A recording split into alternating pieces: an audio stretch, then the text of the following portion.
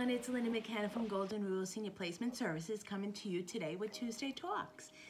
As promised, what we're going to talk about today is why is now the right time to transition your senior loved one to a senior living community? Because now equals a peace of mind, plus safety, plus trained professionals providing the appropriate care, plus avoiding isolation, plus spiritual engagement, and plus overall better quality of life. Okay, I'm going to go through each one of these and describe it in a little bit more detail. Why is the time right now? You don't want it to rush into things when things are imminent and you're having to make a quick decision. It's best to do it while they can enjoy senior living, not that there's a medical need that somebody is needing much more attention that maybe a senior living community cannot provide, and then maybe they're more nursing home appropriate. So with that being said, that's why I said now is the right time to depict these certain criteria. Now, most important is a peace of mind. A peace of mind, you as the family member, may it be that you are the daughter or son, granddaughter, grandson, whatever that may be, that your senior loved one is in a place that they can enjoy and have a quality of life. You will have less to worry about, maybe have, like I said, a peace of mind, but more importantly is that you know that they are being covered completely, mind, body, and soul at a senior living community, and they're going to be enjoying life. So with you knowing that you're providing them a better quality of life is something that's going to give you a peace of mind, versus every day wondering, did they fall? Did they eat appropriately? Especially with a lot of folks today, with still COVID going on, that maybe they're not getting the right nutrition because they're not going out to the store as frequent, or they are, still don't want to be exposed to COVID. So they are staying home more so it keeps you worried that you're living out of state, and are they eating nutritiously? Is there a fall? Is something happening at the home that I'm not aware of as well too? So again, a peace of mind. When I said plus safety is an issue, just as we were talking about is falls. Safety that they're taking their medication correctly. Safety is that they're eating correctly. If somebody's hypertensive, you do not want to, of course, be a food that is laden with salt, or a diabetic that is laden with sugars. So safety is just not more than just falls. It is also their nutrition, but also exploitation.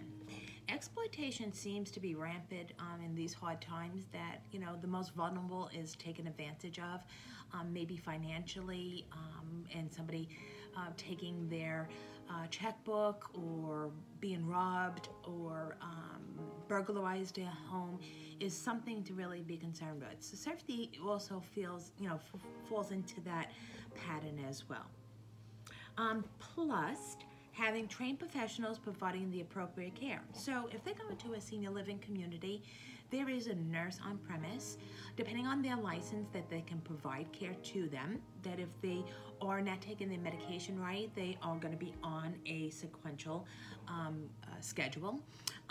But also the importance of having these trained professionals. If somebody is memory impaired, that somebody is watching over them, they're Alzheimer trained, and that is really important, because what we do with folks that have memory care and those that are trained is redirect their behavior. So that's something, unfortunately, we as family members can't do for our own, but trained professionals seem to get it right, and they are more receptive to somebody that is a professional, maybe a doctor or a nurse, or the staff that's there at the senior living community. So with these trained professionals, they're going to be able to communicate with you on a regular basis how well your mother, father, grandmother, grandfather is doing, versus wondering what is happening if they are doing well.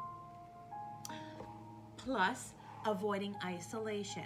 Again, COVID has everybody staying home. They're very, very afraid of going out to catch that epidemic, pandemic, everything. Well, let's call it everything that it should be named as. It's the fear. So staying home isolated, what happens? You become depressed, you become anxious. Again, the food is definitely something that is not maybe plentiful in the home, but being by yourself also provides a lot of anxiety and depression because it's an existence. There is no activities, there's no stimulation. So isolation, I saw on a website, kills. It does. Imagine being by yourself for periods of time, not having communication with anybody or seeing anyone. It really is something that should not be taken lightly. So isolation definitely is something that we should take into consideration. Plus, spiritual engagement. Spiritual engagement is very important for any time of your life, but it seems to be that our seniors are closer to their higher being, their pastoral, their rabbi, their church community, their community, their synagogue community. The reason being is that they embrace the moment of knowing they're getting older and they want to be closer to their spiritual leaders. And not being able to engage in that, again, it's COVID, or not being able to drive to their place of worship. May it be the church, whatever, hall, Jehovah's Witness hall or synagogue, that they're not able to get there because of driving. And depend on maybe family and friends to get there is pretty much, slim to none. So being able to engage in their spiritual beliefs and with others, maybe it be Bible study, whatever Eucharistic ministry, whatever that your sector of religion is, that they're going to be engaged. Plus, overall, a better quality of life.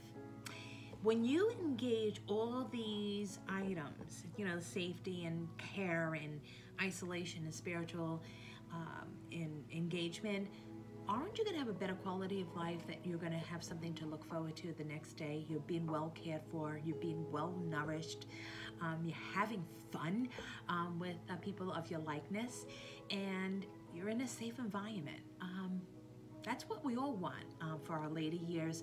I don't want anybody to think senior living community is a nursing home and it's like waiting for death. Believe me, I have to make appointments to see my parents that live in a senior living community, because guess what? They're busy, they're engaged, they're having fun, and they're well cared after. So now is the right time, but most of all, guess what? It is also going to be the right time for them as well. Once you have all this in place, you will have a peace of mind.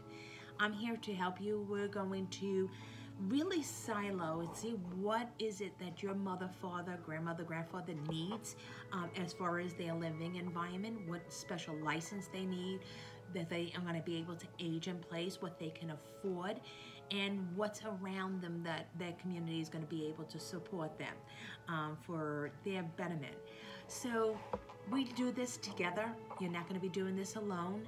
I will help you to my greatest extent.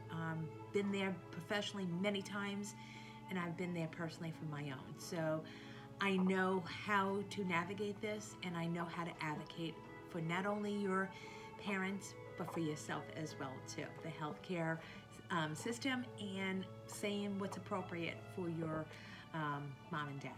So I want to wish you a happy Tuesday. Thank you for viewing Tuesday Talks. Please always go to my website. It is www.Golden Rule Senior Placement.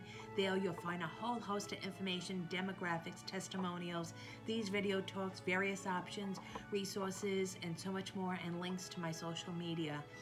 As always, I wish you a blessed week, and I look forward to talking to you next Tuesday for Tuesday Talks with Linda of Golden Rule Senior Placement Services. Have a blessed week. Give me a call. I'm here to help you. Bye-bye now.